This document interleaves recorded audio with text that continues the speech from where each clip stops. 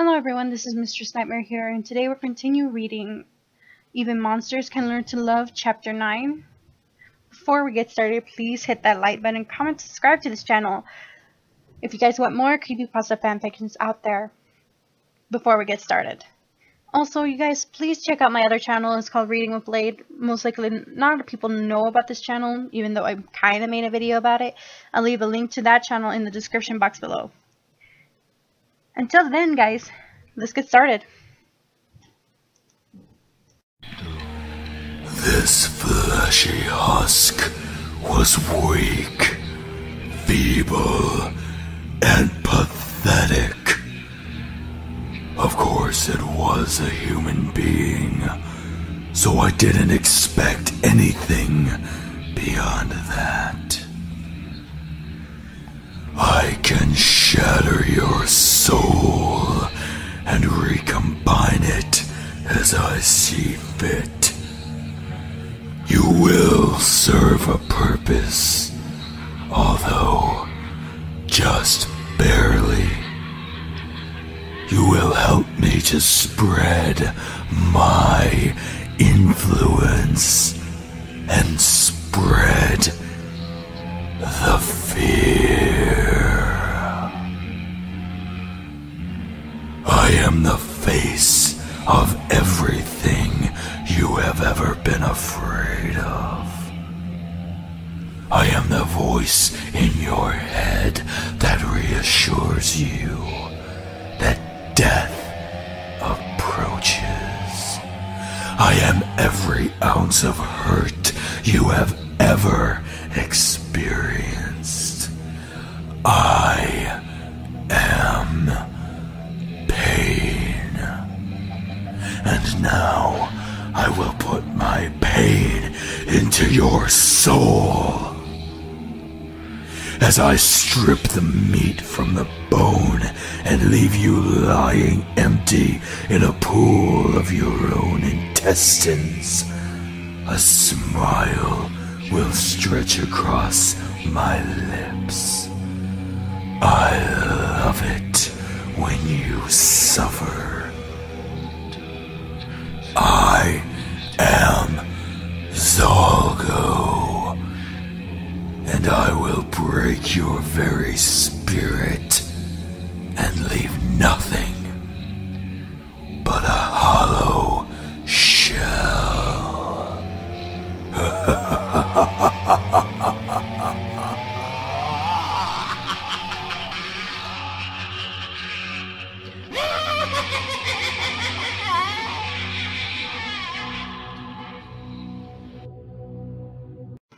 The darkness lasted in my mind for a while as it began to dull out, and I recognized my consciousness.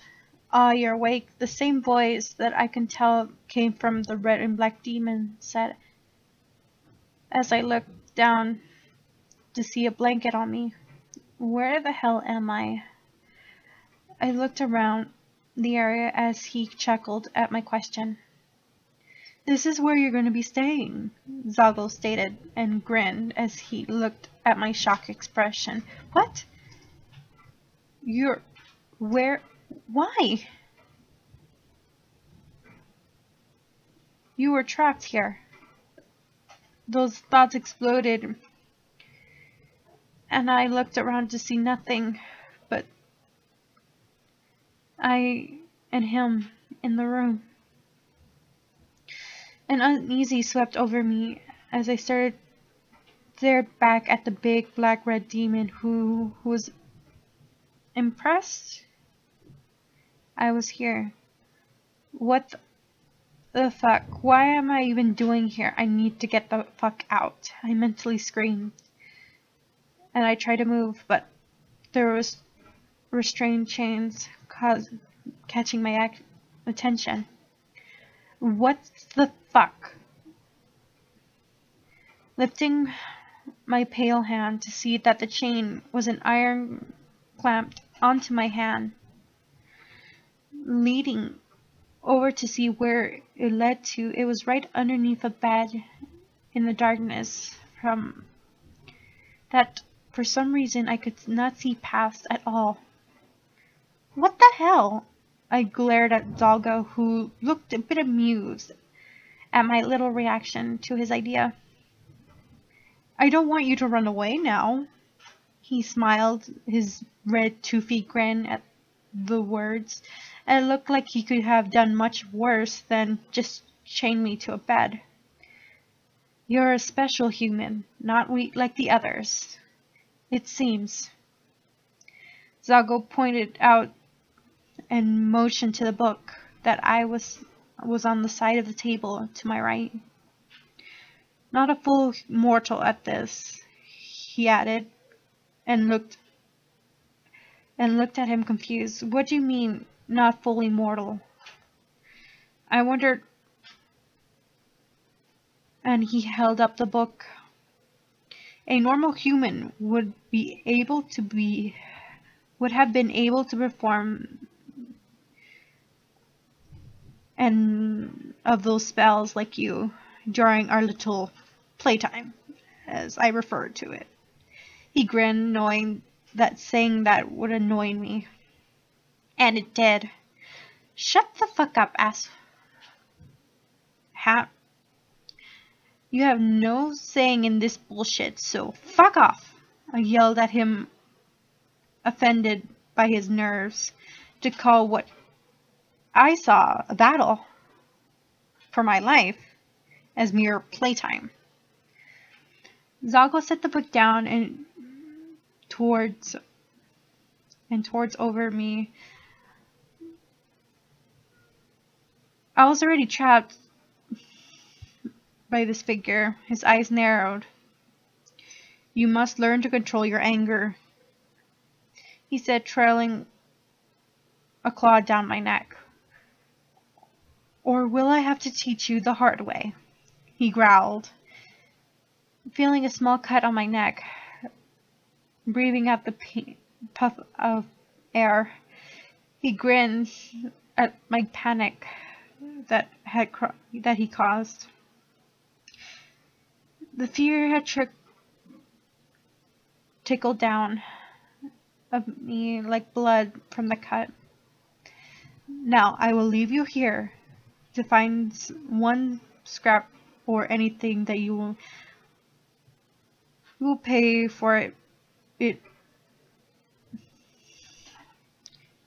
I'll leave you here without one scratch or anything that you will pay for it badly or bloodily. Zuggle warned in a low tone and turned away from my figure. My blue eyes watched as his every move, and the clicking of the lock sounded in my ears as he locked the door.